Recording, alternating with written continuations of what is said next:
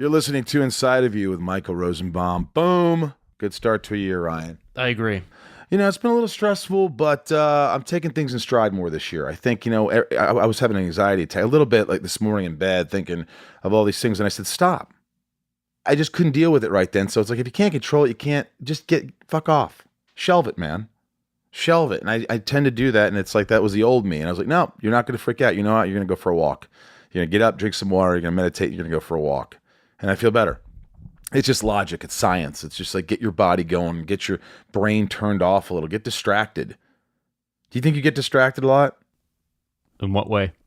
I mean, you have a lot on your plate. Like, you know, if I look at things in perspective, Ryan, you know, you're a guy who's very talented, who's very funny, and keep going.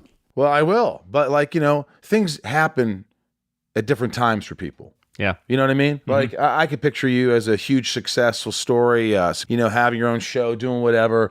You keep going until something just clicks. It's like the universe, right? Yeah. So you work your ass off, and you're like, I'm sure you sit there sometimes, you're like going, all right, when is this going to, you know, one of these folks going to be more appreciative? When is this going to turn into some gold?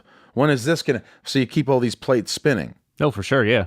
So how do you deal with that? How do you deal with like stress and going, okay, because, you know, you're not a millionaire, or you're like, you know, well, wouldn't that be fun if I was a secret millionaire? Engineer. What a life. The millionaire engineer. No, I got a lot of plates spinning right now. This is one of many things that I'm doing. And it kind of feels like, a lot of the times it just sort of feels like, I don't know if you ever had a drill like this. Did you ever play football?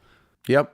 Like when, you know, those drills where like you're just supposed to run through a bunch of guys and they're just sort of hitting you with like the little bags. Yeah. It just sort of feels like it's just a constant stream of that. And like every now and again you get like a little, you know, you hit a little a clear patch, but then like someone comes out of nowhere and just like hits you. It's like a gentle little nudge, but it's enough to knock you off your feet and go like, fuck, when is this going to stop? It's like you're just working hard, and then you're like, okay, what is this necessary? Yeah. Is this necessary to keep getting hit like this? I was on a roll. I deserve not to get hit today.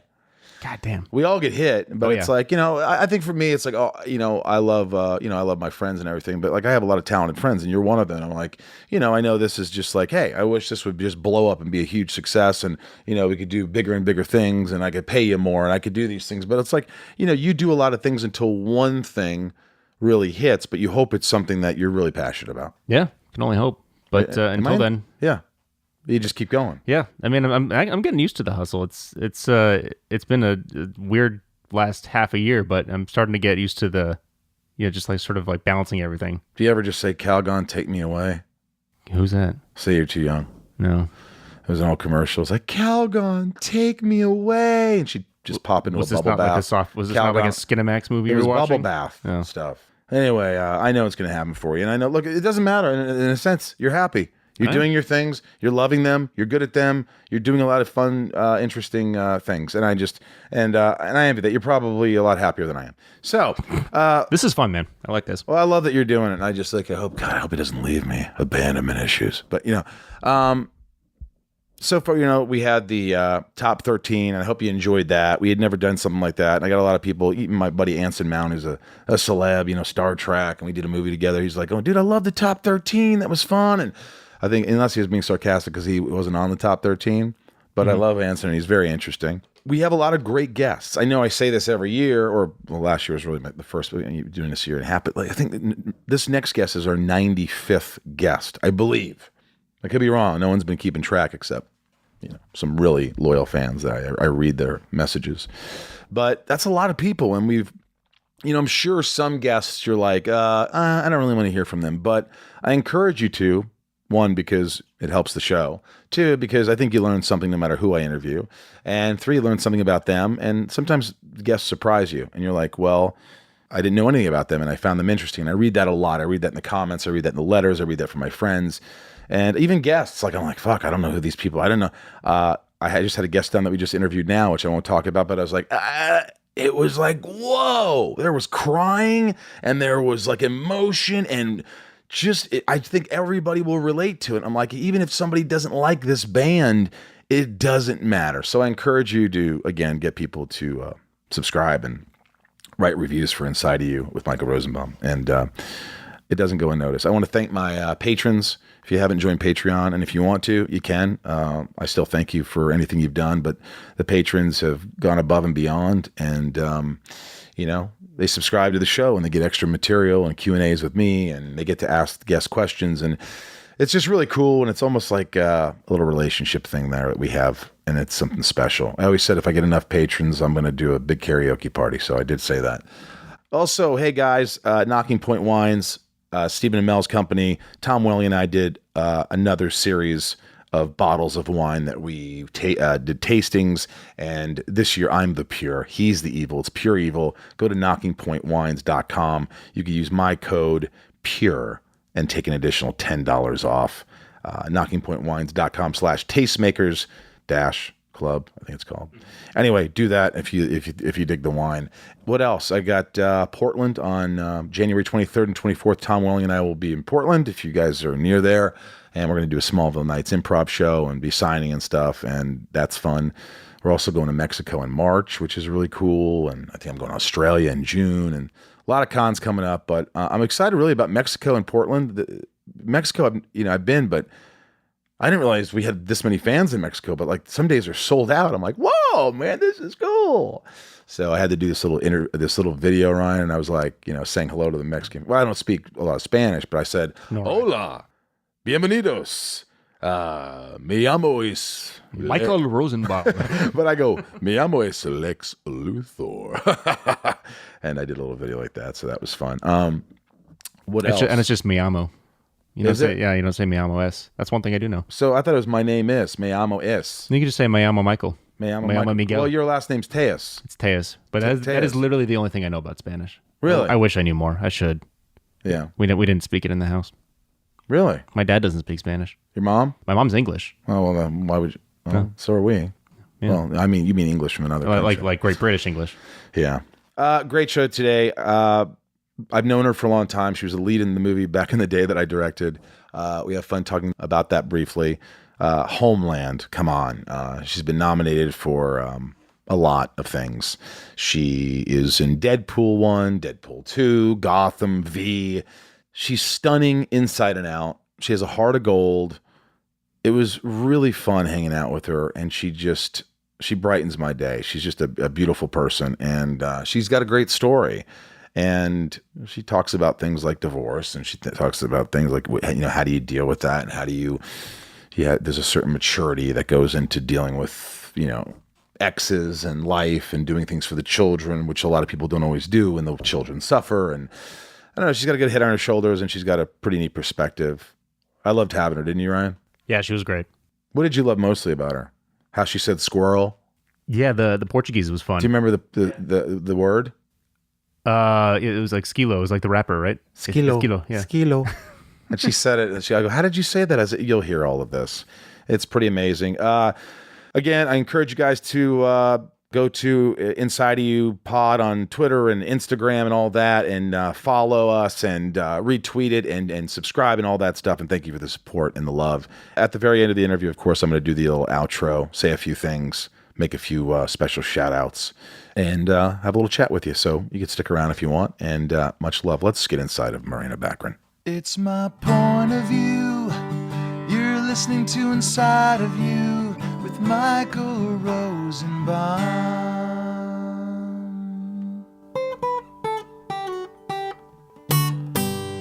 Inside of You with Michael Rosenbaum was not recorded in front of a live studio audience. You got off a plane. You're one of those people that you get. You know this though. Tell me more. I mean, your it name never sucks to hear that. You think, by the way, you think your name Morena would have meant something like beauty, natural beauty, but it doesn't. It means brunette. Just brunette. That's kind of boring, right? I know. But I want to name her something like brunette. Do you know about Morena? Do you know how I got my name? My mom, Brazilian. yeah, she was a famous actress when I was born in Brazil. How famous? Like as famous as you are now? No. No. No. Does she resent you for it?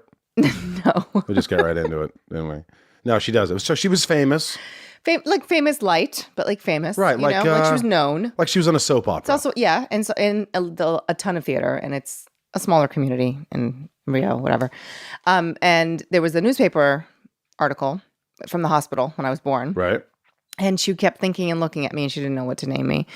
And the title said, Baby Morena doesn't have a name yet. because Morena means brunette. Little, so basically meant like little tawny baby, doesn't have a name yet. And then my mom was like, "Oh, that's a good name." Yeah, Really? there you go. I know, and it's great that I moved to the United States because that's much more exotic than being in Brazil and being called brunette. Right? Hey, there's brunette. Yeah. Hey, Could you brunette, what's imagine? up? Brunette. And then everybody goes, well, "Okay, that's your nickname. What's your real name?" And I'm like, "No, this is my fucking name."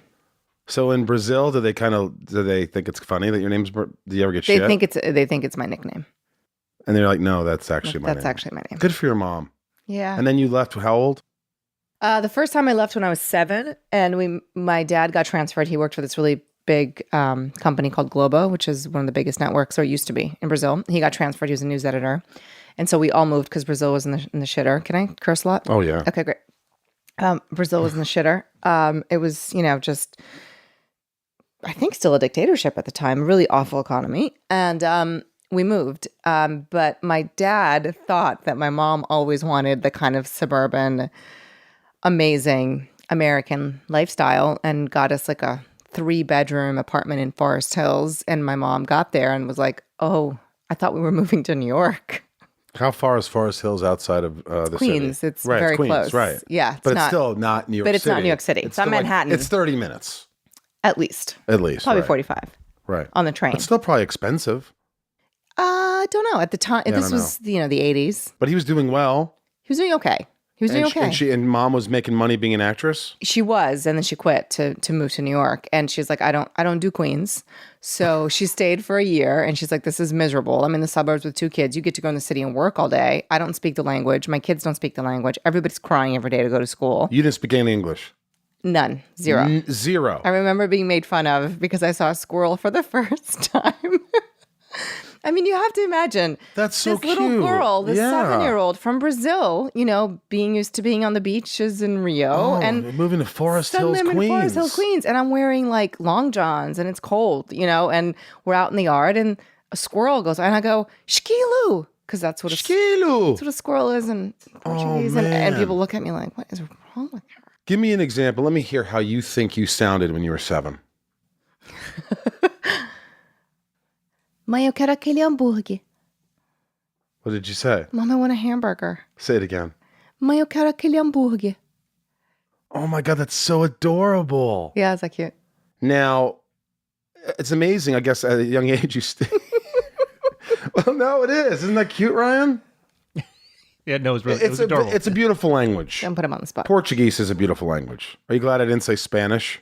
Yes, I am. I'm very proud of you for Don't that. people hate that? And you know what the capital? Don't say it because Watch this. Ryan, what's the capital of Brazil? It's Brasilia. Yeah, brother. Yeah. It's not Rio de Janeiro. It's Brasilia. Is it safe for me to go to Brazil? Depends where you go. Because my listeners, a lot of them, at least on my Instagram, it shows you like this thing that someone showed me. And it says my audience is like Mexico, Brazil, Sao Paulo. Yeah. So I'm just wondering, can I go there? Yeah.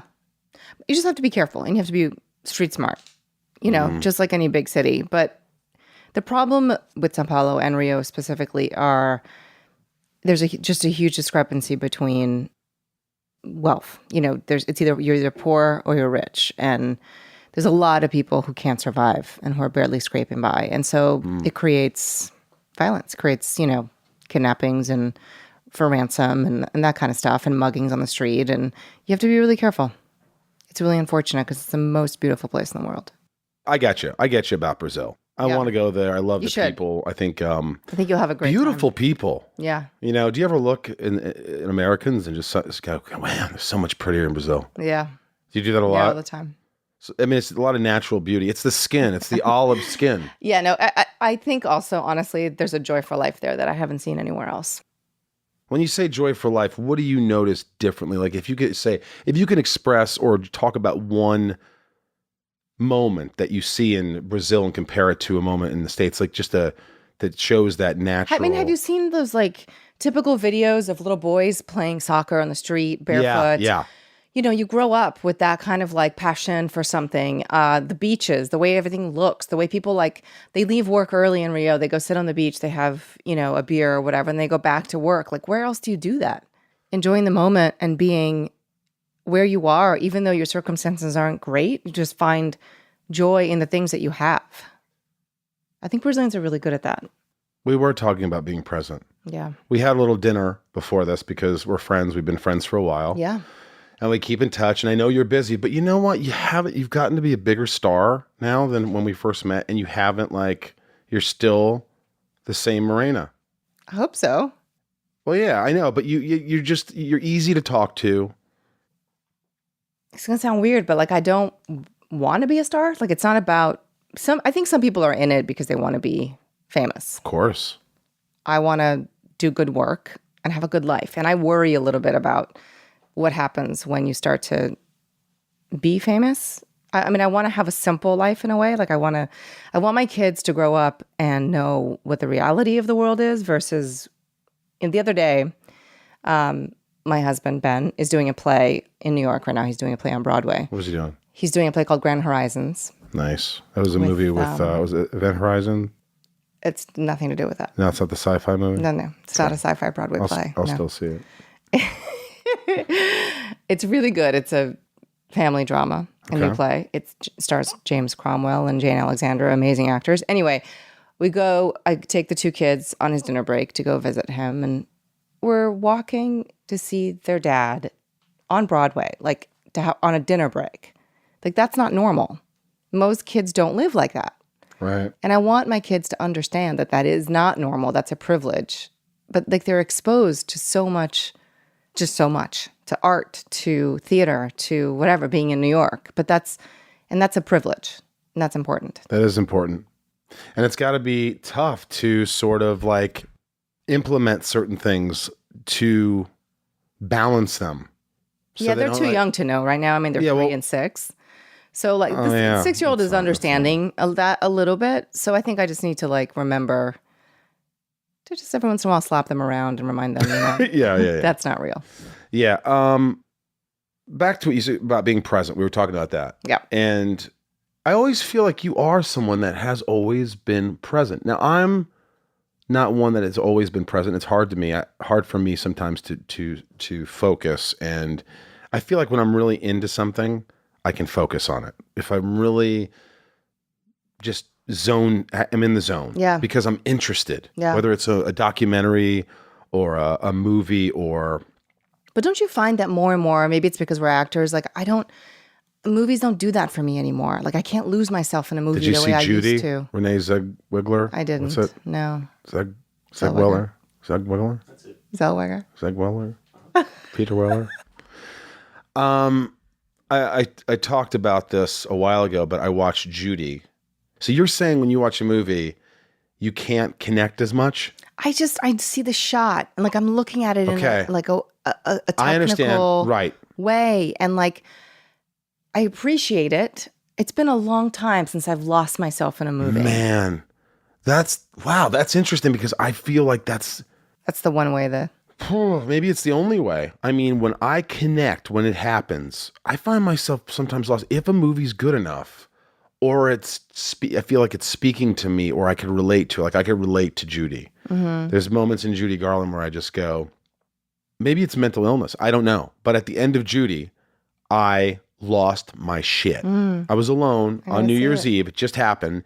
And my friends wanted me to go downtown. And I wasn't mad. I wasn't angry. I wasn't I just don't feel like it. It was hey guys, I've seen you almost every day. I had people over for Christmas morning. Right. I had Enough's Enough. I had an ornament party. I've had screener nights. I love you, but I don't need to see you again right now. Mm-hmm. And for some reason, I don't know if it's the universe or your body sort of telling you. Yeah. You need to just chill out, man. Yeah. Why I watched Judy, I don't know, because there's many movies that I want to see. A lot of other screeners. Yeah. Academy movies. And I remember I kept seeing a trailer every once in a while for Judy. Yeah. The Judy Garland story.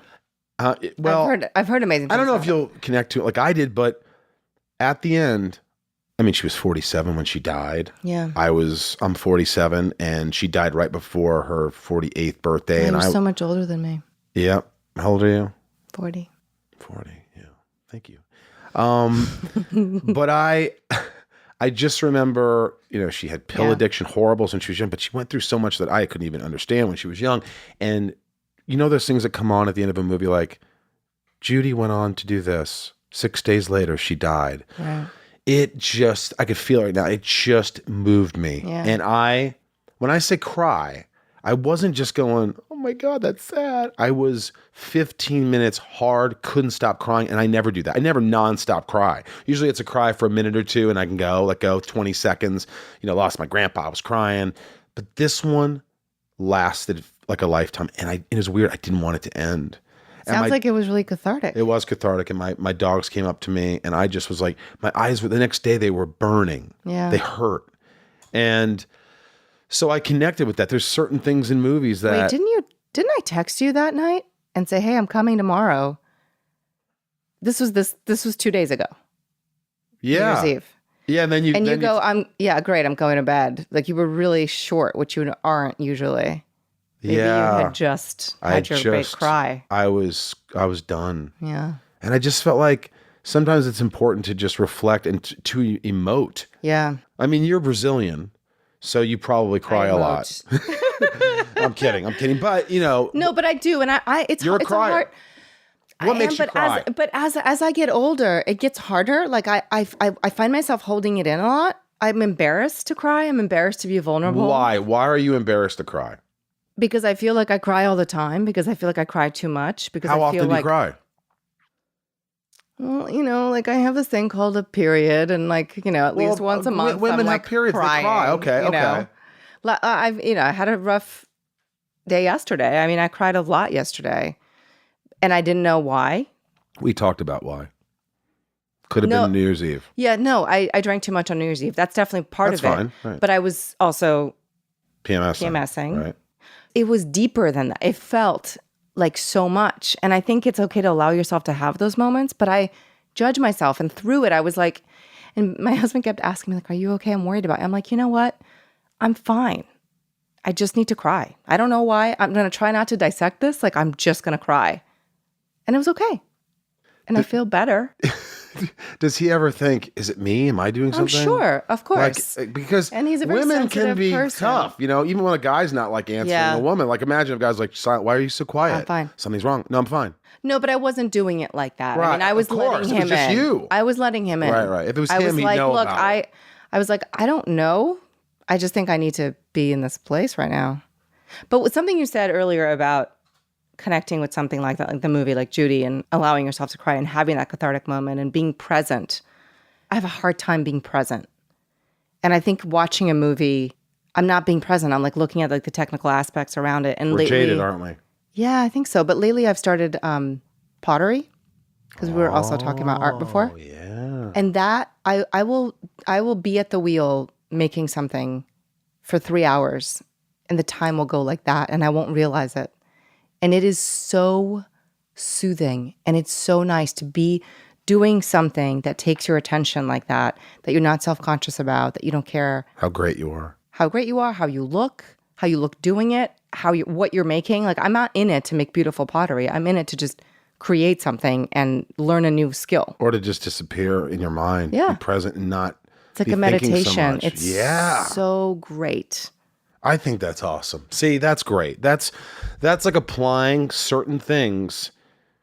Those are good. We call them good habits, right? Yeah. Because we're talking about, like, I had a lot of bad habits. I still have a lot of bad habits, but I cut out a lot of them.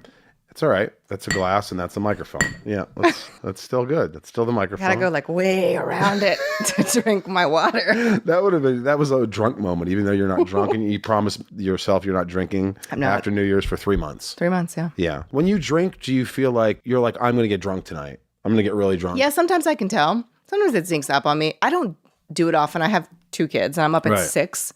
And I hate that feeling of like, I feel disgusting and then I'm crabby and I'm not enjoying my day. Yeah. Like, so I just don't do it a lot. I have my glass of wine pretty much every night, but that's a glass. I mean, that's different. You don't think that's alcoholism when you have to have a glass of wine every night? No. All right. I don't. I think that's being a mom. You do? When you have children, you tell me about it because it's like what I imagine people do when they have a cigarette or like, you just kind of need to exhale sometimes and having a glass of wine. And I also really like the taste of wine. I enjoy that. Right. I talk with my hands a lot. That's fine. You're an actor. That's a good actor, I think. When people talk, because that's what people do. They talk with their hands. I'm also have you ever Italian had an actor where and they're Brazilian. just like this? All But right. anyway, getting back to drinking, my drinking problem. Yeah. I don't drink like that. That New Year's Eve was maybe the most I've had to drink ever at one. Like I had a great time. You did. I had a great time. It was just 3 couples. Were you sloppy? Did you get sloppy? We danced. I We never had the noticed you best being sloppy. I've time. seen you drunk when we did back in the day. Okay. I remember you were drunk a couple of nights because there was like people were out drinking. Because there was nothing to do in Indiana. To do. I couldn't really enjoy it, but the few nights I did, when everybody's drunk, I never. Some people you could see there's something like maybe they should stop. Yeah. But I never could tell. Like, God, she's hammered. But I know my limit. I really do. That's the thing. I really man. do. Most people don't know their limits. Like 2 drinks for me is plenty. Ryan, do you know your limits? Yeah. No, I went a little harder on New Year's Eve than I wanted to as well. Yeah. I know what you mean. Were you obnoxious? No, I'm a fun drunk. Are you? Yeah. You say that. I'm sure a lot of people say they're fun drunks, and if you ask their friends, they're like, "What an asshole." I mean, I've had asshole moments too. That happens. Really? Yeah, you can't prevent that. I just get happy, I think. Like I'm more affectionate and I'm happier and I'm I think it depends what you drink. looser. Yeah, it does depend what you drink. Yeah. It does My for sure. friend Deneen does these things where I love her, but she does do this thing that annoys me. Annoys me, but I know she actually does love me. She'll look at me literally like this, Mike. And I'm like, I know it's coming. And she does this to Ethan too. She'll tilt her head a little with a smile. I love you. Right. And I go, all right. She goes, no. Say it. I'm like, I love you too. Wait, and she only does that when she's drunk? Well, she does it 99% more. Got it. Every once in a while she goes, I love you. Thank you. It was a great night. But it will be one of those moments where it's uncomfortable. Right. I'm not uncomfortable. I'm just like, here it comes. Right. Deneen's had a few too many. Mike, I love you. Right. And I'm like, brother. And she'll go, what? Why can't you just... No, I think it's sweet. I do you find it hard? I mean, for a woman, I think it's easier to say I love you to everybody. Like a woman can say... I have a hard time though. Well, I'm saying like a son. Like can Ben, are his parents alive?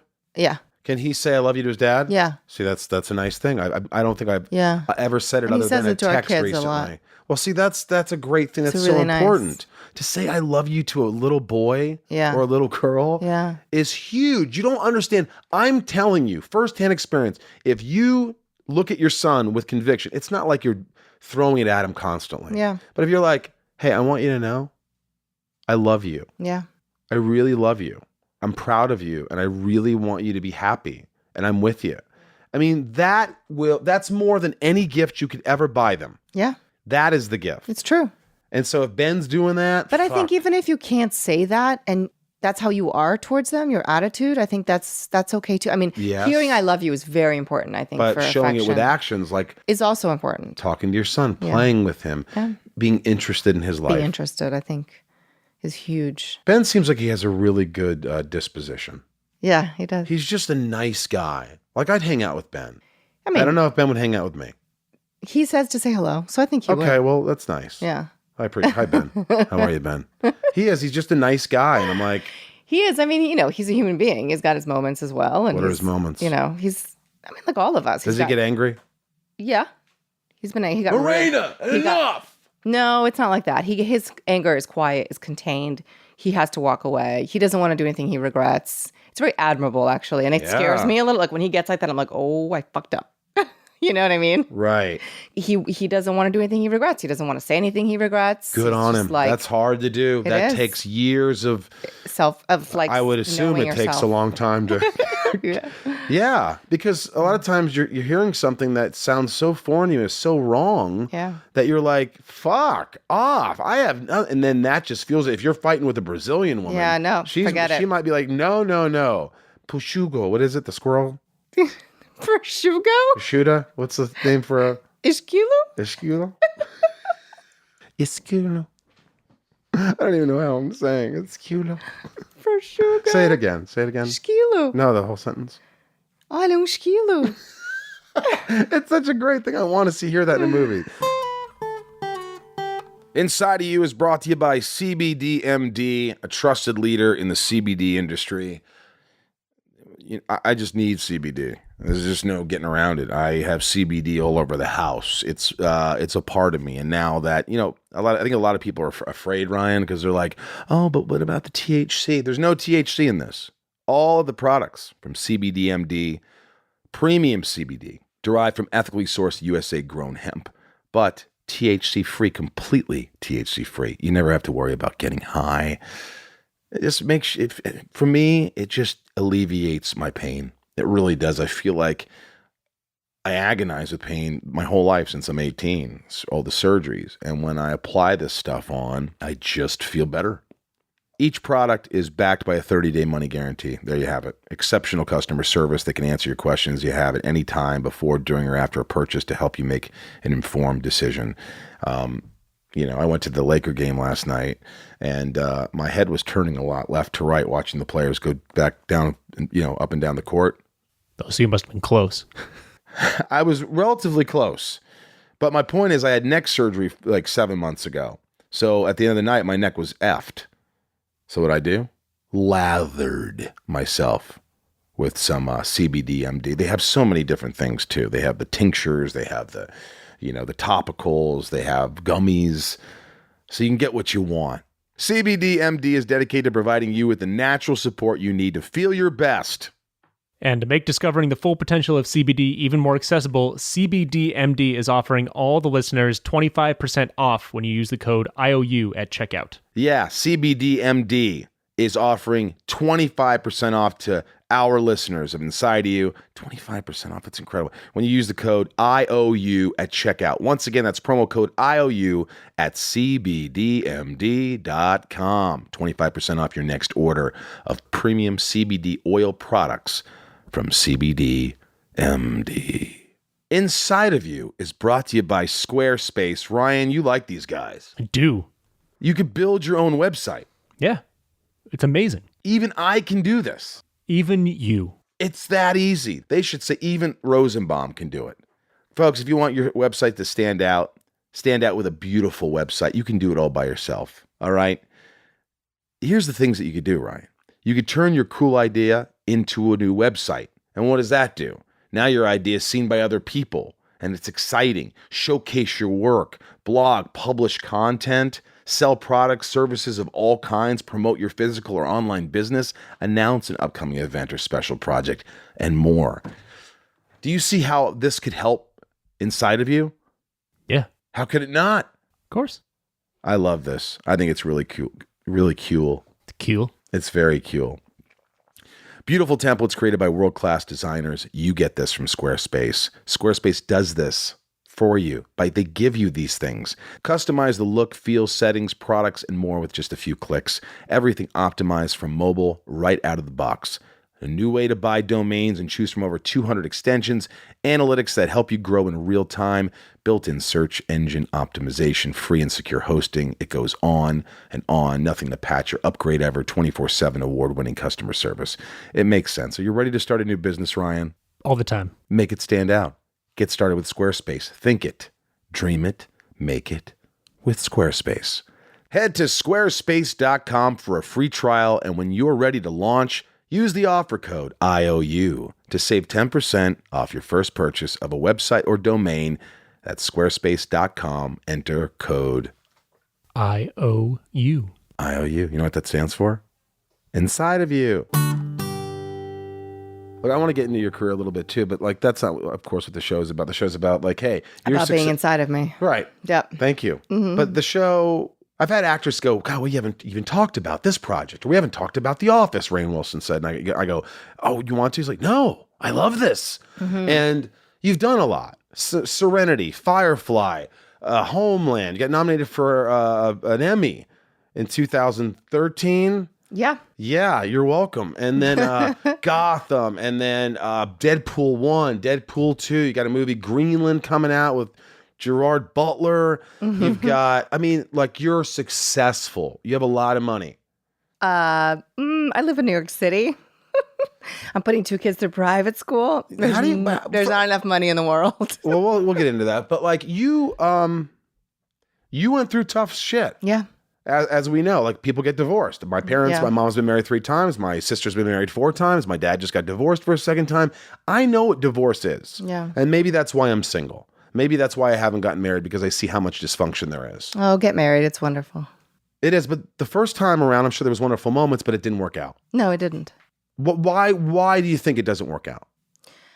There are so many reasons. For me, And by the way, if I hesitate here, it's because I'm hyper aware that my son will be old enough one day to hear everything that I say about my relationship. Absolutely, and yes. I want to be respectful of that. We were just talking about this before. Yeah. Right? I didn't know myself well enough when I got married. I didn't admit to myself that the things that I actually wanted, the things that I wanted and that I still want. I wasn't ballsy enough to let it be okay that I wanted certain things and that certain things were important to me. I grew up, Brazil has this sort of like misogynistic kind of like, male dominance in relationships and culturally. And I left Brazil when I was 7 for the first time and then 10 for good. And I didn't have that as an example in my household. My parents were, my mom, real ball buster. So my dad was the more like sedate one. But I also didn't have they got divorced when I was 20. I didn't have an example of a great relationship. My mom raised me to go, never cook for any man. You're going to be successful. You're not going to have kids until you're in your 30s or 40s. You're always going to take care of yourself first, because this is what she wanted for herself. Right. And she filled me with all of this. And I was like, this is what I want. I am not going to cook for any man. I'm going to be a feminist. And it wasn't really what I wanted. It's so fucking hard, right? In this like Me Too movement, whatever. But like, I don't want to be equal, the same as my man. I think that there is a man and there is a woman. And I think that's okay. Doesn't mean I should get paid less, or it doesn't mean that I should, but we don't do the same things and we don't serve the same function in a household. And I think those roles can change and they can be what they are for the right relationship, for, with whatever you want for yourself. But I didn't really know myself well enough to know that I am much more traditional, I realized, than I wanted to be cooler than I am. I love that Ben opens doors for me.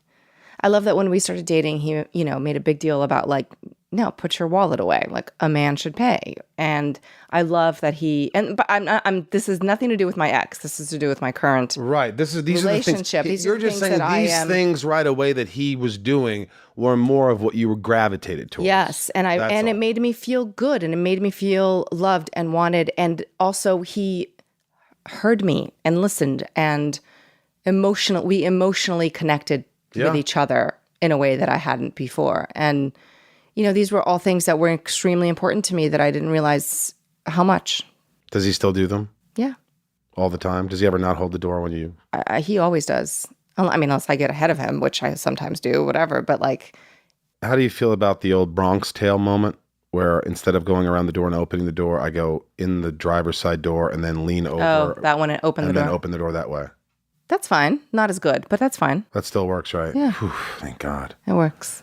It's hard though. You have a kid with someone, you're married, and then you up and you move to New York. Is it tough too? Because, my parents fucking loathed each other after the divorce. In fact, I made a rule, and I still hold that rule now. I say, you are not allowed to talk about anybody else except us when we're having a conversation. If you start talking about dad or you start talking about mom, not fair. I'm hanging up. It's not fair. That's not and fair. I dealt with it a while and it was hurtful. And so do you sort of have a rule? Do you sort of we like do. go, hey, I will not talk about your dad. Absolutely. He's a good dad, whatever. And that's... Absolutely. He is a good dad. And I do not... My son is a smart boy. He, I'm sure, picks up on tensions that we have with each other, my ex and I, but that is a big rule for both of us. You cannot bring a child into it. And sometimes it happens accidentally, or sometimes there's a frustration or something that you're dealing with and the kid experiences it. But we both, I believe, try. I know I really, really, really try to not let that be a thing. Right. You can't. It's really unfair. Sometimes resentment is hard to let go. When things go this... what's harder? Yes, resentment is hard to let go. Ego, and, you broke up because you don't get along, right? Like there's something that just doesn't gel. Right. So that's tough. But, I can't let that get in the way of my, of their relationship and my relationship with my son. And it's a completely, you have to be the bigger person. It's just not fair to him. Yeah. The harder thing, though, I think, we're adults and we will deal with what we'll deal with. The harder are the questions that he's going to start to, we split up when he was 1. as he gets older, he starts to ask questions. And lately he's been saying, I want, why can't we all live together? And I think it makes me laugh in like the best possible way. Like, that's so sweet. He wants us all to be married to each other and to all live in the same house. Right. And I feel like it's really important to give him that fantasy, and to just acknowledge. So like, yeah, man, who knows? He wants us together. He wants his family together. And that's a sweet thing. And you want to encourage that, I think, in a kid. And then you turn your head to your husband, Ben, and go, not in a million years. I think there's a sitcom in there somewhere, huh? There is, right? It's called Not in a Million Years. Well, thanks for being open about that. And it's interesting because, you rarely see two people that can be like, we can actually have a conversation and talk about our kid, and it's fine, and there's no and I don't know if you even are near there. Maybe it's just right now you have the time with your son, I have the time with my son, and that's what it is. Yeah, I mean, it's more like that. But we do, if you have a child together, you got to discuss doctors, and you discuss schools, and you just, there's things that you need to talk about. Is it hard though? Do you ever feel like you're not agreeing on certain things just all the time, but just to not agree? Oh, you know what I mean? Like, he'll say something and then you'll go, well, I'd rather, instead of going, you know what? You could have this one. I mean, maybe in the beginning, but I think like as it goes on, you really have to think about it's a waste kid. of time. It's a waste of time. Like, why do that? Why are we doing that? But I find, with Ben and I argue about things all the time where I'm like, well, I like, to eat at this place, because whatever. Like, I want to give them this blue carrot. And he's like, that carrot has no nutritional value. We like argue about like stupid shit. Right. There's not, do you have parents like Ben? My mom, yeah. My dad is not really in the picture. Oh, yeah, because they divorced. They divorced, and he lives in Brazil. Do you ever see him?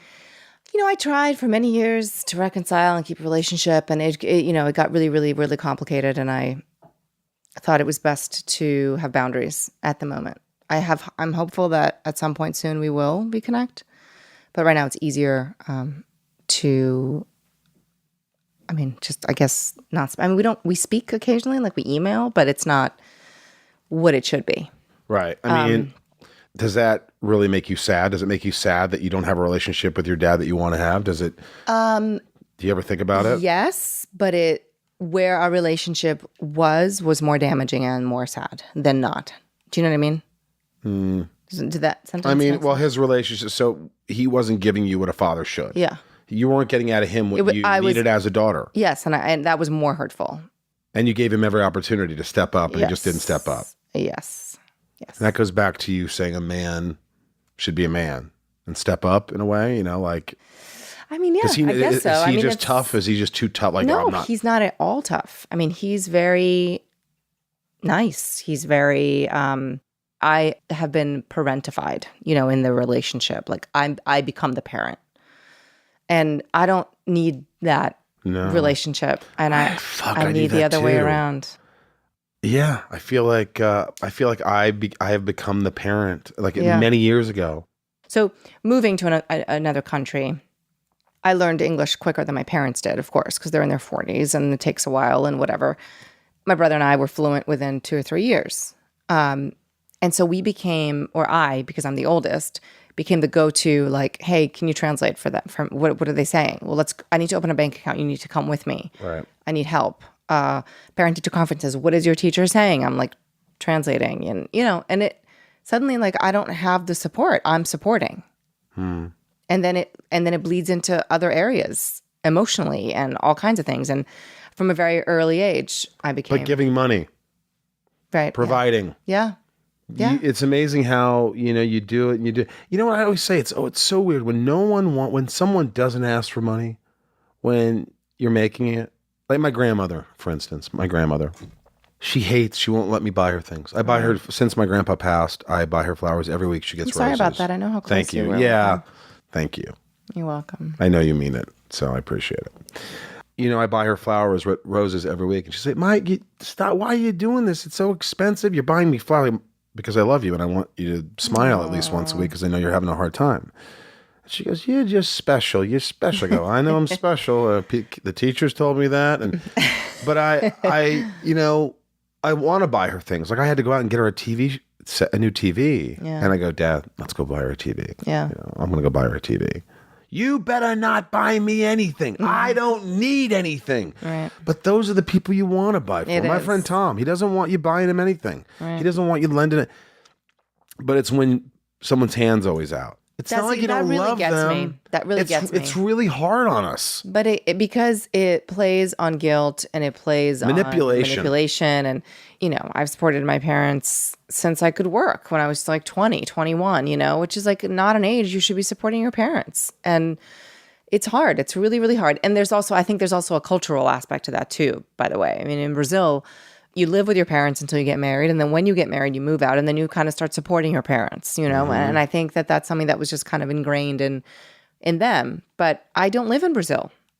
I grew up, you moved me here. I love you, but. Do you ever think sometimes, I learned this in therapy, but you're always waiting for that moment in life where the person you love will become the person you always needed or wanted.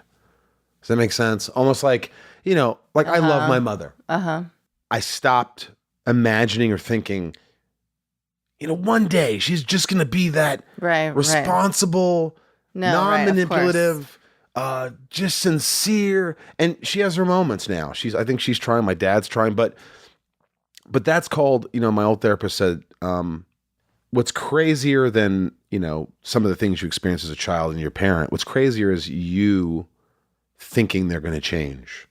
That you think after all these years, you're still going to find a way to make them be what you always need. This is who they are. Yeah. This is the person you're looking at. So you have to ask yourself, do I want a relationship with this person? Right. And if I do, what kind of relationship? And you have to be in control of that relationship in the sense that, how often do I want to speak to this person? How much effort do I want to put into this? How much time do I want to spend with them? And that really took me a while. But when you stop trying to parent and you stop trying to fix. I know, the fixing. Well, then if you just stop it and you just say, this is what I will allow. This is what I want in my life. Because at the end of the day, it's your life. It's your life. Like Stallone. I did a Stallone. It's my life. It's my life. When he's saying the Mickey, remember that? That's a really good impression. You like that? All right, well, more from where that came from. I got on that because I think there's, like I said, I always try to fix things, but I'm like, you know what? The more you try to fix people, the more broken you get. Yeah, no, you can't. I feel like I've gotten more broken. I'm like, as the years have gone on, because it's debilitating and stressful and draining. It's futile. And futile. And it's just crazy. It's like it's fantasy. For me to think that I'm going to change someone or get someone on a routine, I have to get on the routine. Yeah. I have to just be as healthy as I can be, because otherwise, what am I doing? Yeah. Well, who am I living my life for?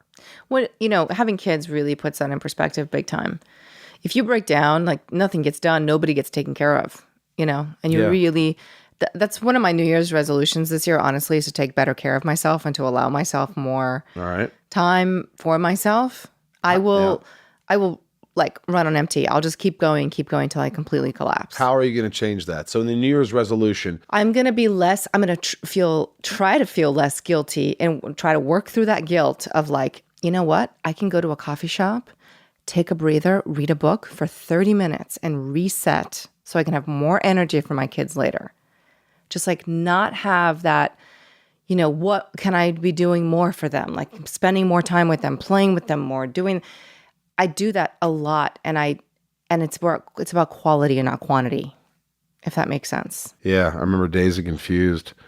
There was a line where the guy goes, it's not about quantity, man. It's about quality. That's exactly it. Do you remember that, Ryan? Not that specific line. I can only remember the Matthew McConaughey bit.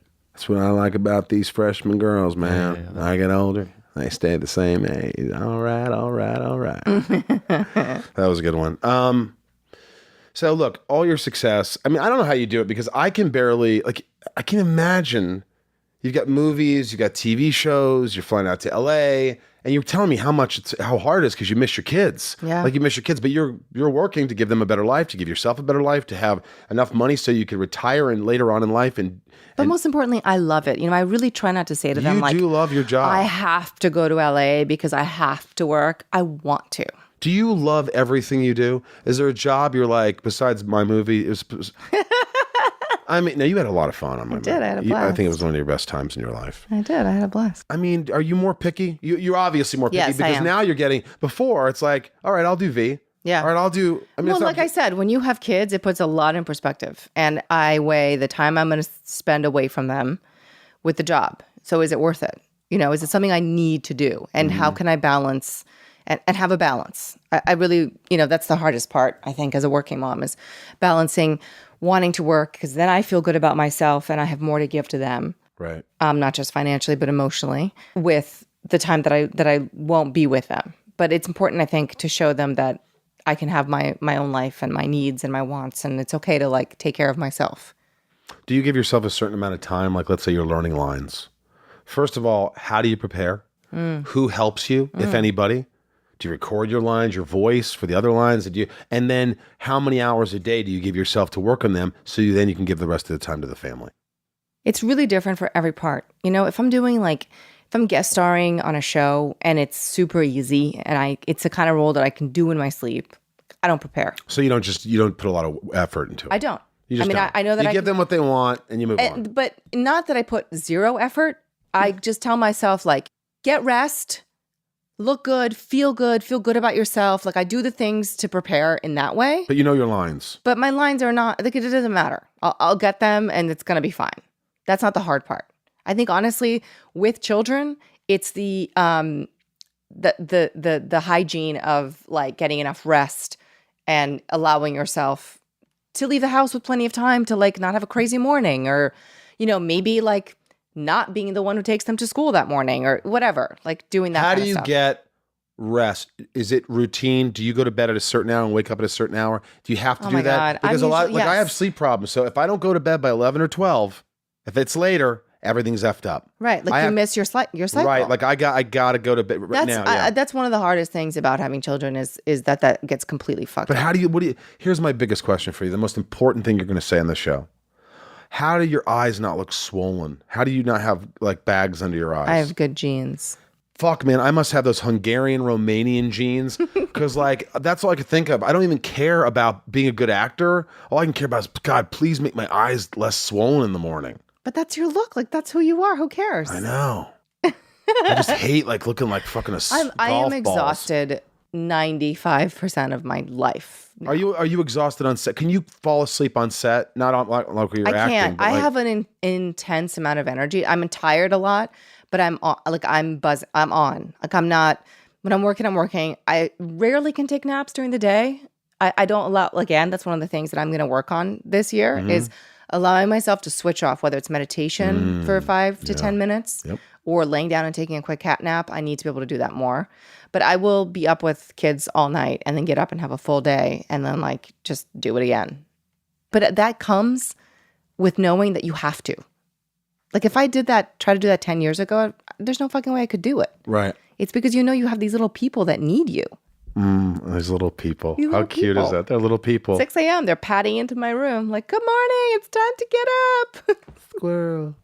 Skiloo. Skilo. I wish I was a little bit skilo.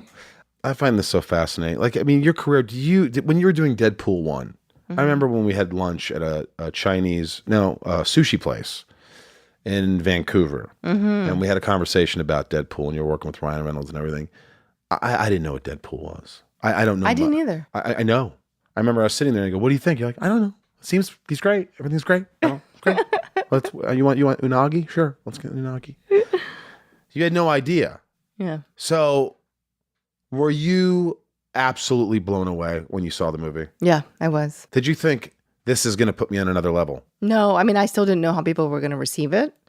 When I was shooting, I was like, oh, this is fun. Like I'm having the best time. I hope it turns out great, you know?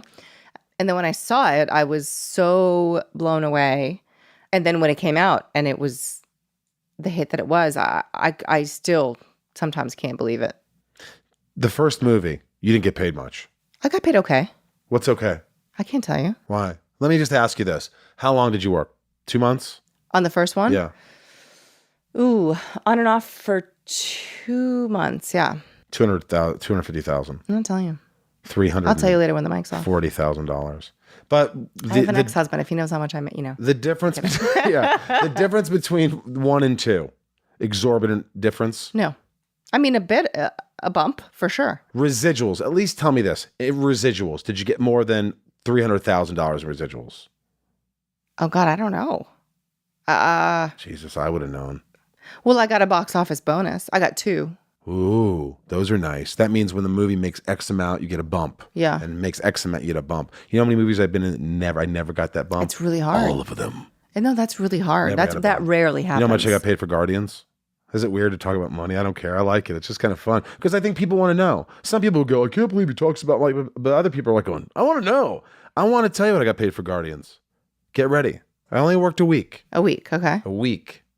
And I was unrecognizable as they put CGI all over my face. But it was my body and my mouth to make the 3 lines that I said. 15 grand. Amazing. And I thought residually, I was like, oh my God, this made $1 billion. I bet you I'm going to get so much. Did you get residuals? No, I did. But yeah, no, I mean, right.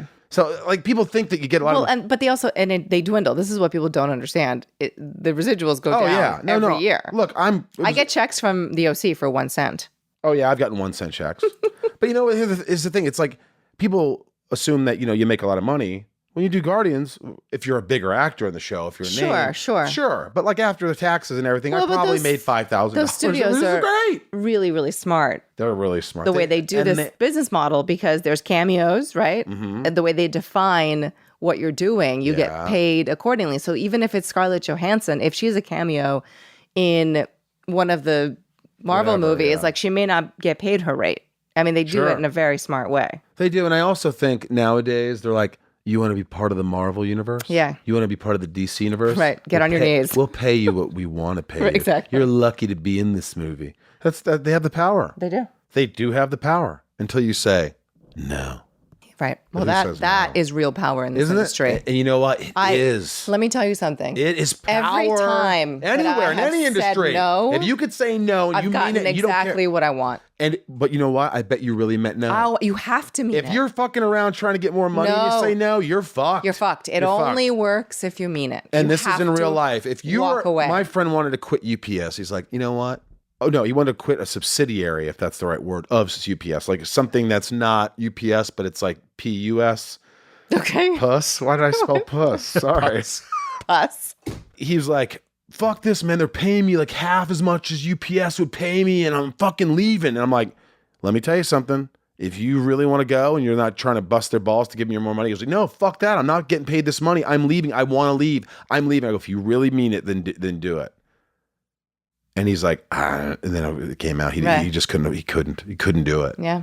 So I'm like, I remember there's been those moments. And look, a lot of times, if you have a family, if you're working, you're making ends meet. Yeah. To say no is harder. But if you really mean it, if you really feel like, they're not paying me what I'm worth, and on principle, I really just. You and I had this conversation recently where I was trying to make a deal, and we'll leave it out at the studio and all that stuff. Right. But like.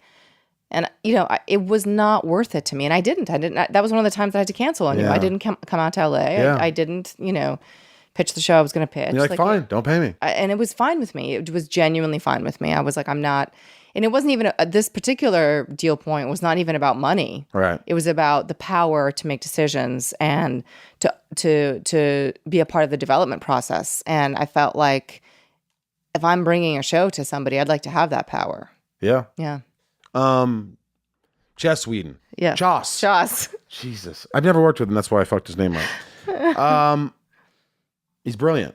Yes, he is. I saw this movie Cabin in the Woods. Yeah. I fucking loved it. I was like, I want to work with this guy. Yeah. Do you ever think, why is he not casting me now? I did Serenity. I did Firefly. I do wonder about that sometimes, yeah, it's actually. Like, what did I do wrong? I was on Homeland. I was nominated. But not only that, he works with people over and over again. Uh-huh. But I'm one of the only actors that he's never worked with again, which is super Were you weird. a bitch? No, we had a great time together. Joss, Morena is a wonderful woman. She's such a good-hearted. You know this. Maybe I think he'll cast you. There was one thing that he did call me for. It was a long time ago, a TV show that he did, but there was like a scheduling issue, which is why I couldn't do it. But that was it. I mean, this was like 20 years ago. Do you regret anything in terms of like turning down a job? I don't think that there's a job that I've turned down that I've regretted. It's really hard to say no to work when you don't work a lot and when you don't know when the next job is gonna come. Right.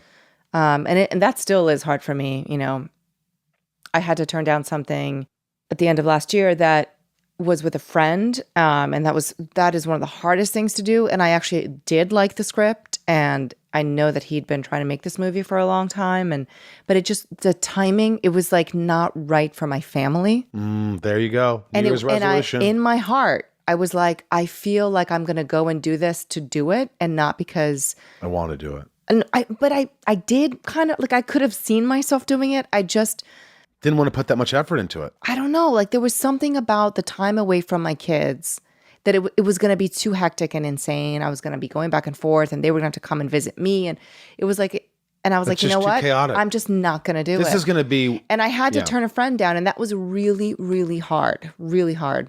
You didn't turn me down when we did back in the day. I didn't.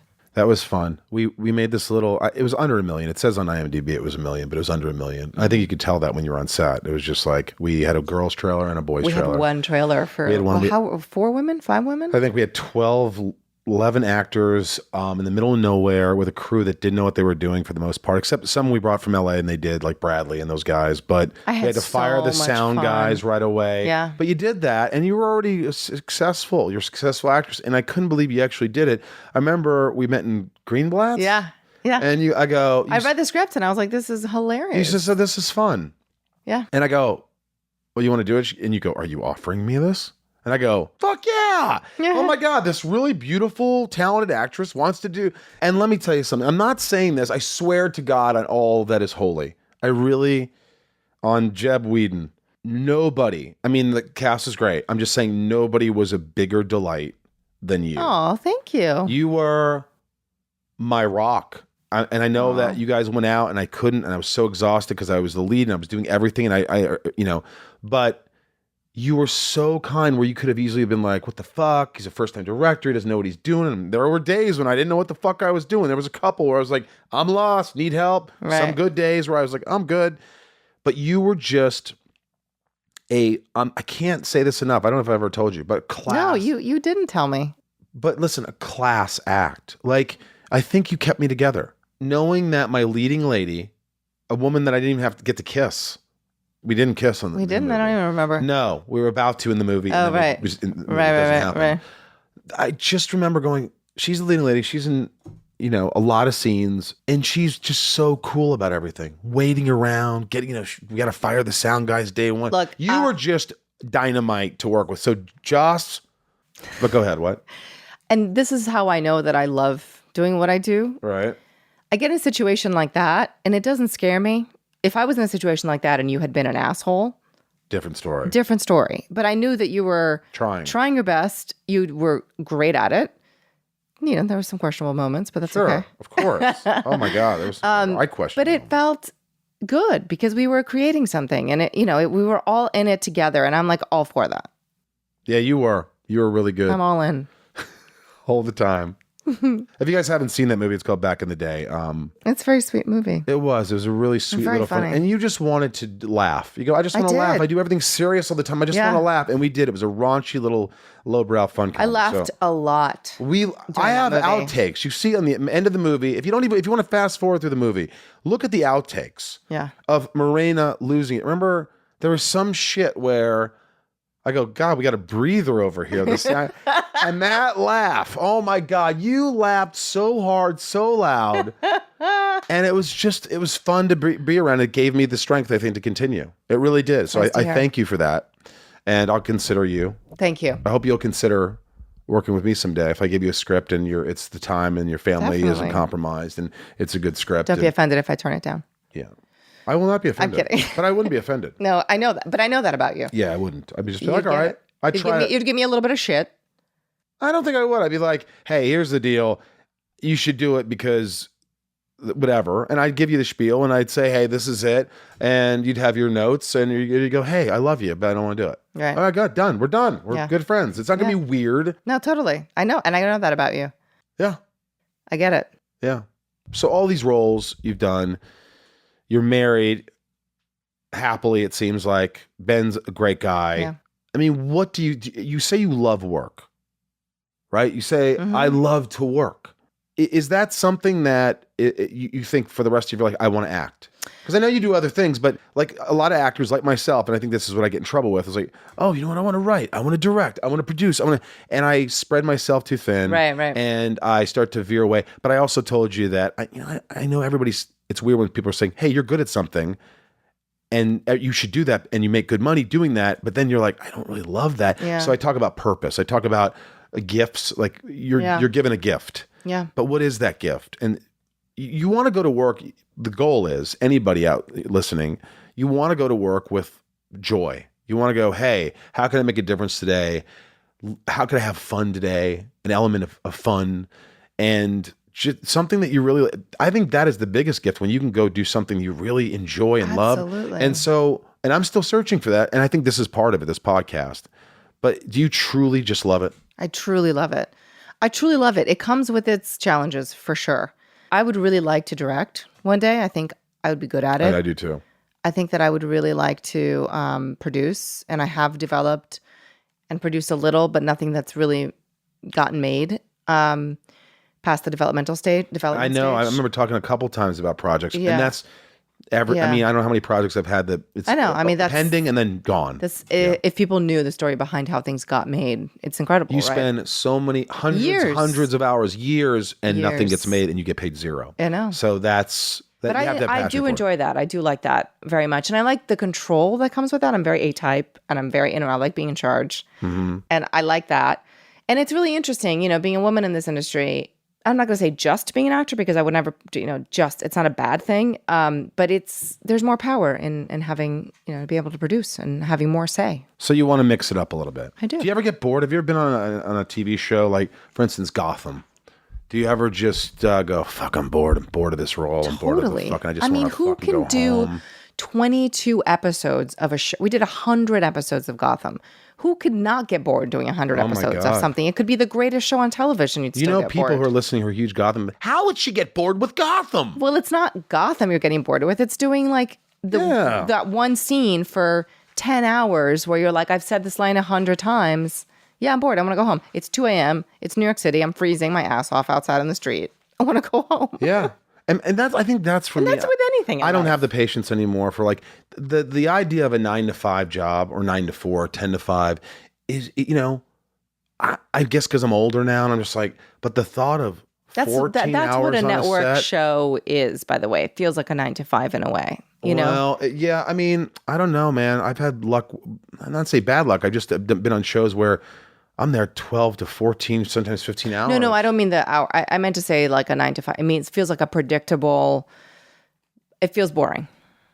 Right. And I'm saying that maybe just a regular 9 to 5. I mean, obviously, again, it comes down to you make more money if you can land a show. Yeah, of course. If you can. You can, It's very difficult, and people don't realize it's like, oh, I remember the first show I did, I think I talked about this, the Tom Show with Tom Arnold, ranked the 132 out of 133 shows. Oh my God. Worst TV show in history. It looked like hell. But I worked with Ed McMahon and Tom Arnold, and I had a blast, and brought me to LA, and I was like the 5th lead. And I remember going, I made it. I fucking made it. And after the first season, I'd walk on the street and I go, nobody recognizes me. Nobody's looking at me. Nobody knows anything. And then I thought I made it, and I'm like, wait a minute. I think I got paid $2,500 an episode after taxes. I thought when you come out to California, you get on a TV show, you're famous. Yeah. But no. I thought I had the same experience. You're not famous until you are recognized in something that is successful. So by the populace, not Los Angeles. But yes, but don't you feel like now it's like, even if something's not successful or whatever, yeah, it hurts a little bit or whatever, but you can't gauge success through not being famous. Well, your priorities change. That's, you're talking about the 20-year-old you. I mean, that's a whole other person. When Firefly was my first TV job. I had done like one independent movie before that, and I came out to LA, and I remember shooting and being like, do people know who I am? Like, no, nobody fucking gives a shit. And especially that show, which like didn't really make an impact until it was canceled, and then people started watching it cult. after the fact. But and you it can go became to cult. you can go to those conventions and make money. Well, but now, I mean, it's crazy how many people come up to me and they're like, "You were in Firefly, right?" And I'm like, "Are you kidding me? That was 20 years ago." Isn't that something? Well, Smallville was 10 years ago when I Crazy. left or something. It is. We're very lucky. I know. It's beyond luck. But I'm just thinking, it's amazing. Like I've talked about this before, so you could fast forward 3 seconds. But Dax Shepard says, when he did Chips and the movie didn't do well, he directed it and it was the lead.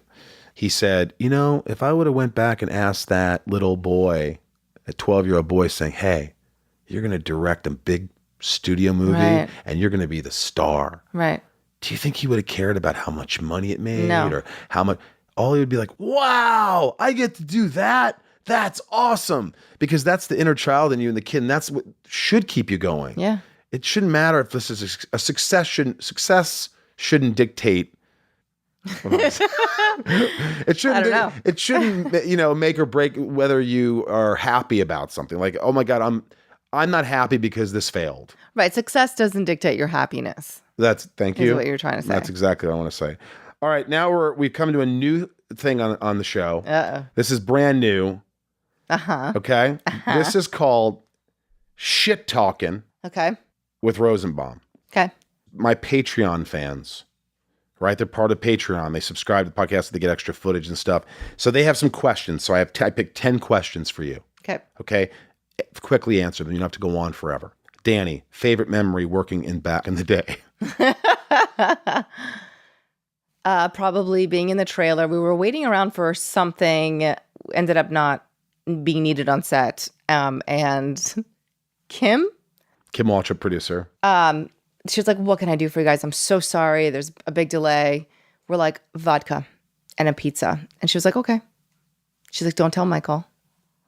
And we had a bottle of vodka. Oh, you were drunk. I remember. And I didn't know what happened, why you were. We got a pizza.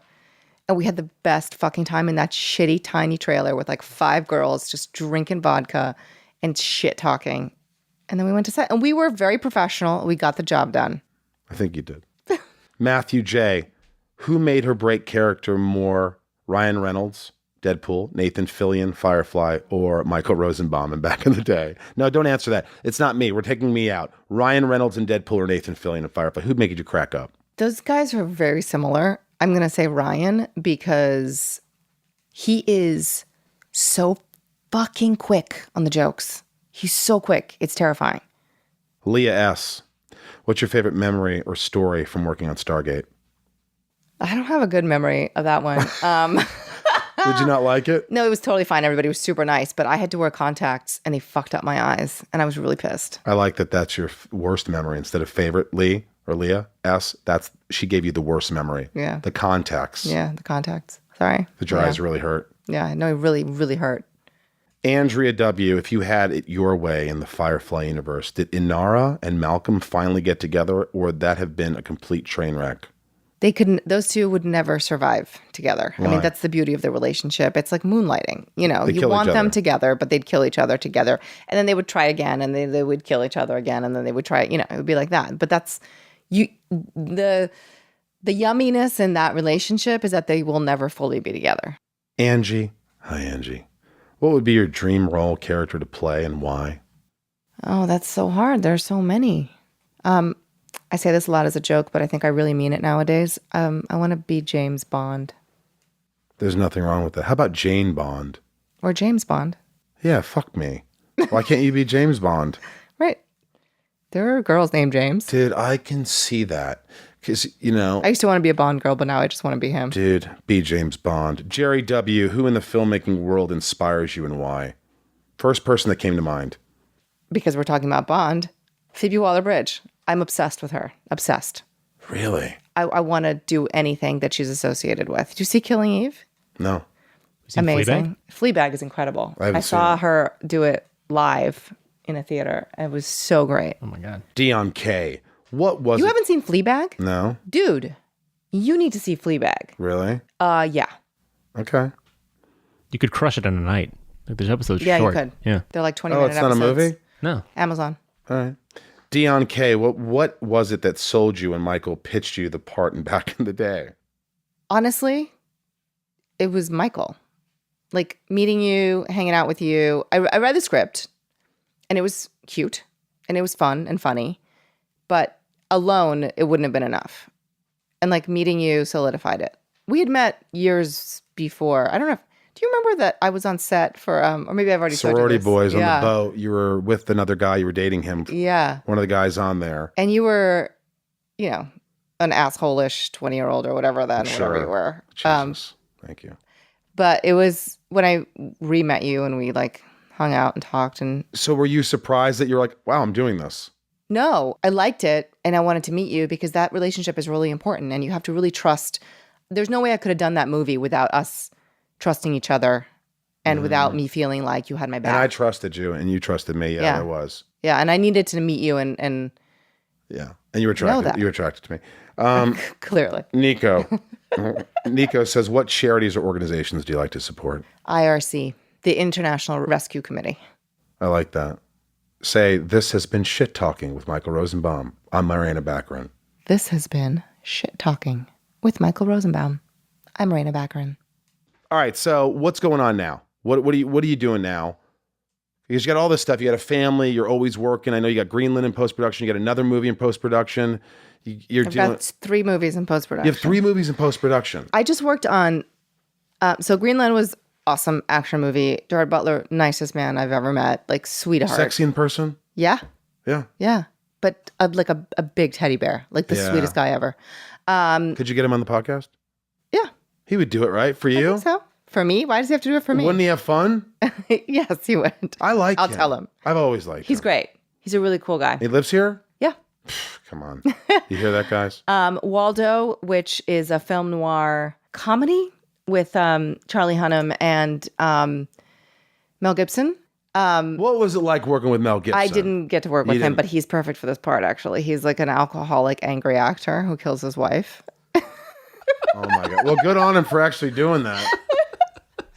And this is like, it's based on a book, and I fucking loved working on this so much. Anyway, that was really fun to work on. It was stylized, film noir kind of speak, but very funny. Do you feel like you have to change the way you speak when you're doing noir? You don't do this whole kind of thing, do you? You can. I mean, it depends what you're doing. With that, no. Right. But the cadence was really important, and it was very wordy. The jokes were very wordy, so you have to kind of like know where you're going. Right. It was tough. What else? What's the other project? The other project was called The Good House with Sigourney Weaver, who I have a big time crush on now. You worked with Sigourney Weaver? I did. For how long? A few weeks. Like scenes with her? We had like a dozen scenes together. Was she great? Were you nervous? Yes. So my first day of work was her 70th birthday. God. And she is so beautiful and so smart and so powerful. Oh, yeah. And just such a kind person. Any emotional scenes? Yeah. Did you cry in front of her? No, it was like a post-cry scene where like I'm upset and then I go to her house. No, not in front of me. Did she say ever, Morena, this is really great job, good scene? Yeah, she did. She did? I died and went to heaven. Like I died and went to heaven. Like, do you talk to her? She's like, hey, keep in touch. Yeah. Like you could text her right now? Sure. You could text Sigourney Weaver and just say, hey. Yeah. You want to do it? No. You don't want to do it right now. You're so cool. There was a story where my friend was out with Jack Nicholson's publicist, and he took her phone. They were playing around. She goes, you have Jack Nicholson? He's like, yeah, he's a client, but like I'm not his point person or whatever. So he doesn't know my, she goes, no. And he starts dialing it. And she goes, no. And he goes, hello. And he goes, oh, Jack? Yeah. And he hung up. He got so nervous. But that's awesome. Cool, though. I mean, it's cool. Like when you look through, sometimes I'm like, I'll be, somebody goes, dude, is that Jason Patrick in your phone? I'm like, He goes, the Jason? I'm like, yeah, Lost Boys, fucking, yeah, he's a friend. We go hiking every week. He's a great guy. I don't look, you know what I mean? But yeah. He's right here. He's on my Lost Boys poster. I told him, I actually. It was a moment, it definitely was one of those moments where I was like, okay, like I think I've accomplished something here. You know what I mean? Like she's an idol for sure. Idol. For sure. She was one of the major badasses. I mean, and I still is. I heard that she really fought for me for this part. And like, I really, truly, like that got me. You know what I mean? I was. Do you feel weird, like, if you text her? Have you texted her since the movie? Yeah, we've emailed each other back and forth. What do the emails consist of? Well, she very sweetly, and again, like, so kind, did not have to do this, emailed me just after they wrapped, saying, you know, we just finished the movie, miss you, you did a fantastic job. I had given her a bottle of champagne for her birthday after I realized that she wasn't drinking the whole time she was shooting the movie, because the movie's about an alcoholic, and it's very, very emotional piece. It's based on a book. And anyway, she was like, you know what? But I was so glad to have your bottle of champagne. It came in handy when we wrapped in the middle of the night and couldn't get alcohol anywhere. We popped your bottle of champagne.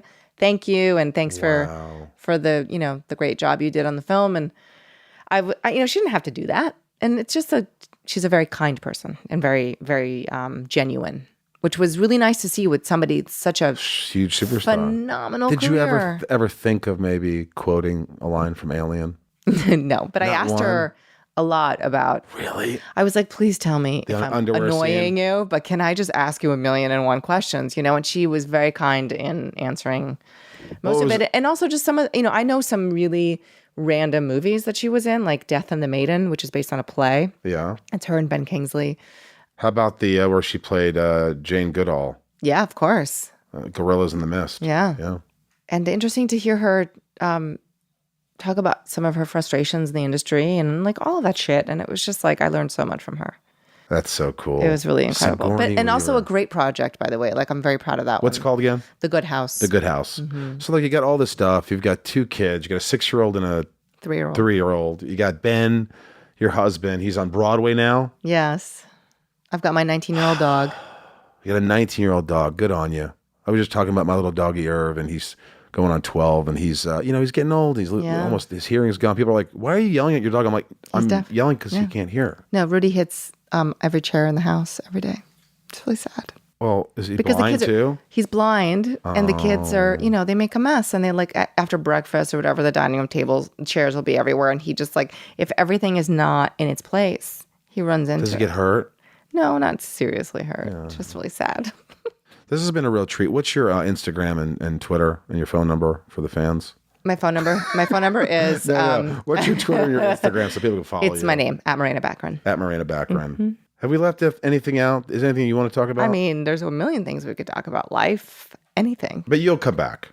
Yes. You said you're going to come back and do the video. Yes. Right? Yes. I mean, I've been waiting. I've been wanting to do this. I'm so glad you did. We were able to have a short dinner. Yeah. And talk about life. Yeah.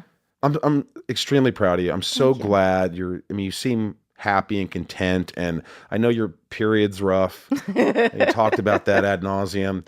But, you know, look, you know yourself. Yeah. You know, when you drink on New Year's Eve, the next 2 days you're going to feel like shit. Yeah. And when you mix in a period with that, better. you're going to feel a little bit worse, right? Totally. So give yourself a break. Say, hey, I'm not feeling great, and I'll bounce back. But I think it's really important to honor yourself. And that's a hard thing to do. To say, you know what? I'm going to stop drinking, or I'm going to do whatever the thing is that I need to do to get myself feeling better. Yeah. You know? This has been great. Ryan, did you have fun? Yeah, had a great time. Did you take some good notes over I there? did, because you told me to take notes, so I took. Yeah. several Well, notes. we could talk about them later. All right. Morena Baccarin, thank you for allowing me to be inside of you. It's been a joy, a pleasure. I love you. I will always love you. I think you're one of the best out there. And I'll be calling you about Gerard Butler and potentially Sigourney Weaver. So thank you. Rosie. All Love right. you too. Love you too. I mean, I love you. Thanks for listening, guys. Morena Baccarin, come on. She's just so fun to be around, right? Weren't you just like, I want to just hang with her all night? Yeah. I she's did, great. actually. Yeah, you did. I left, and you guys were still hanging. Yeah, we had dinner. We FaceTimed her husband. There's nothing like lonely single guy hanging out with a beautiful Brazilian bombshell, FaceTiming her beautiful husband, Ben, who I love. It was cool. It was neat, and you could see how much they love each other. And I like this interview because I've been trying to get her on the show forever. And when you're married and you live in New York and you're constantly working, you know, the last thing you want to do is say, "Oh, will you come on my podcast when you come out to California?" And I was like, but she was cool. She was like, "Hey, I'm coming out. Do you want to do this podcast thing?" I'm like, yes, let's do it. So she came over, we got food, and it was a nice time.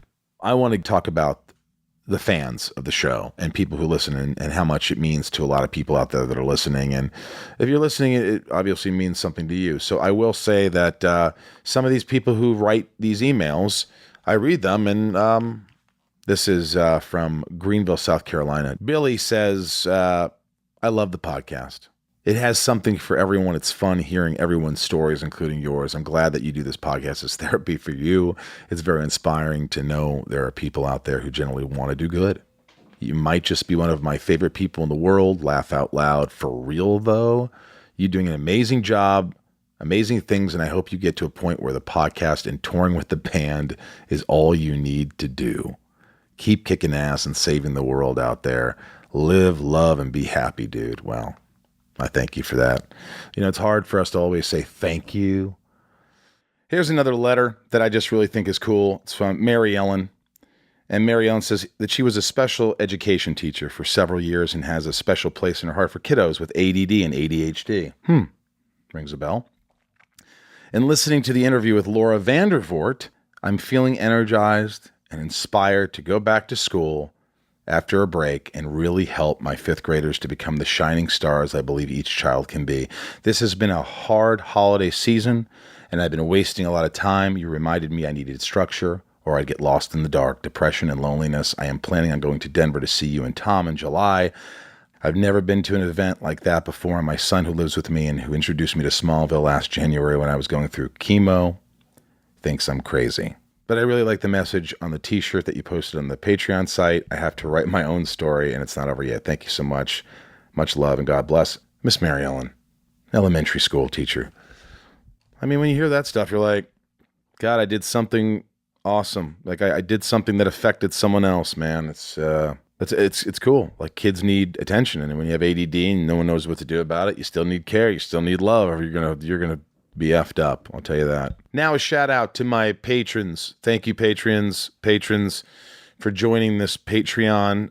It's amazing. And thank you for the support. I hope you're enjoying it. Good stuff to come. Here's some shout outs to Lee S., Barry I., Dion K., Come On Down, Lauren G. Wiz, Jill E. Yeah, Robert B.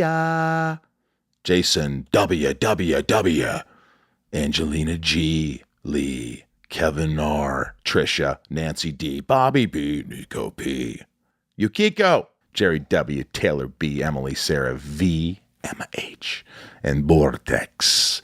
Good old Vortex. Thank you, patrons, for making life better, making the podcast better. And we're growing, man. We're getting the video out soon.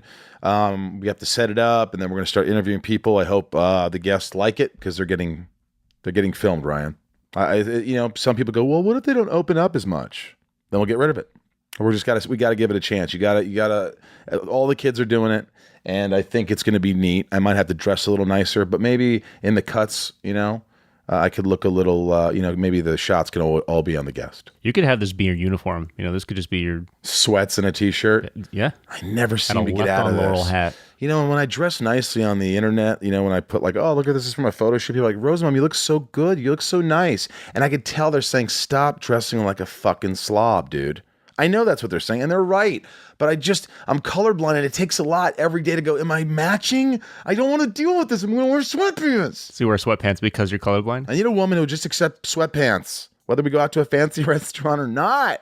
Hey, I want to remind you guys that the Inside of You store is still around, and we still sell a lot of stuff. I don't promote it a lot, but we still got great hats and great freaking mugs.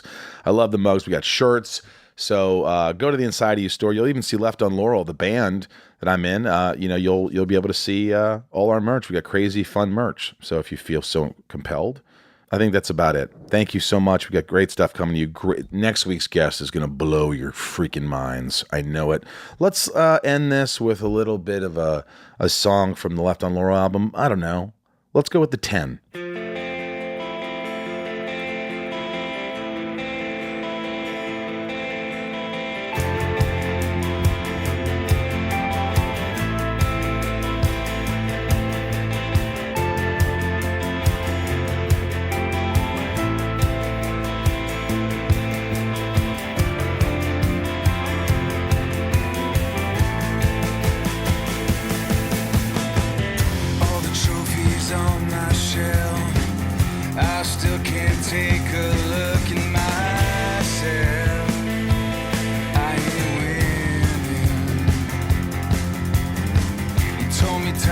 time again that you were just looking for a friend. Now you're leaving, and I think we can do alright when I fall to pieces. You don't stay the night. How I look in the mirror, thinking everything's alright. I got half a tank of gas, I'm on the tank.